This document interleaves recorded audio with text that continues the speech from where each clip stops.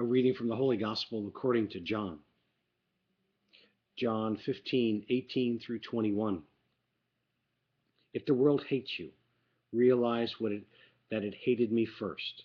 If you belong to the world would love its own. But because you do not belong to the world, I have chosen you out of the world.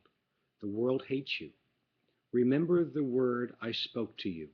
No slave is greater than his master.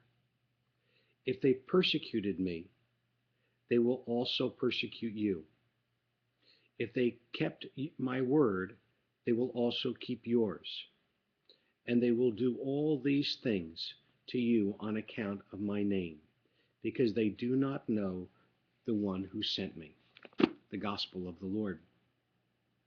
Good morning. So I'd like to send two very different messages today, and I'm going to go back to this Gospel from John in just a second. The first is a thank you.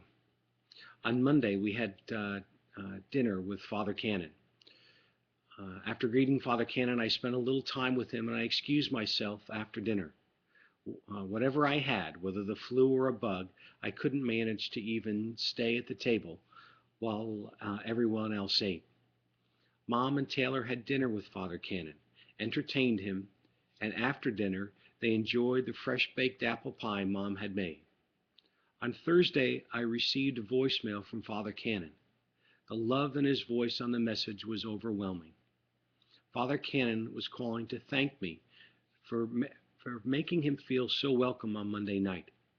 He was near tears when he described how much he enjoyed chatting with Taylor and Mom during dinner and how warm the experience was. Rarely have I heard a man so appreciative as Father Cannon was in his message. Often I encourage us all to look for small ways to do God's work. That being servants of God does not mean that we have to go out and conquer the problems of the world. Rather, we need to seek out opportunities to be His servant.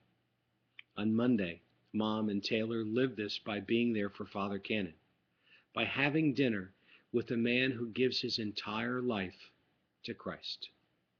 My guess is Father Cannon is often lonely, and the ability to have a home-cooked meal with two beautiful, faithful women was a blessing to him. So for the price of a few hours of their time, Mom and Taylor had a wonderful impact on a man of God. Thank you. So the second message. This reading from John this morning, at first it may evoke strong feelings where you think, well, gosh, we're hated, really? But if you look at the environment that we live in, it's a difficult one, isn't it? There are a lot of people out there that are judging us, that believe that Christians, especially Catholics, there's something wrong with us. We must hate, for instance, we must hate homosexuals because we don't want them to marry. Couldn't be further from the truth. God teaches us, as you all know in the Bible, not to hate homosexuals, to love homosexuals, to love one another.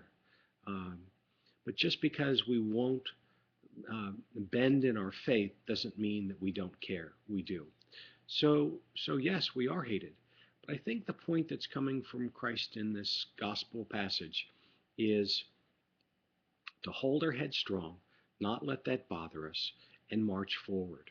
It's okay, because eventually two things are going to happen.